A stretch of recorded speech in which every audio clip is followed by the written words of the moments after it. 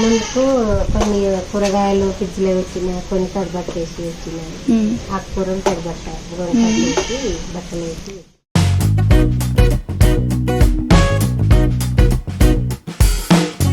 Fridge లో పెడితే ఏమైతే ఎక్కువ కూల్ అయ్యి కూర ఖరాబ్ అయిపోతుంది.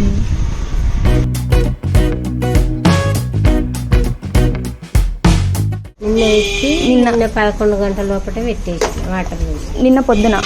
ఇవి నిన్నట్టు అయితే నిన్నటి మిర్చి, ఆలు, ఇవి టమాటా, ఆకుకూరలు నిన్న అయిపోయింది.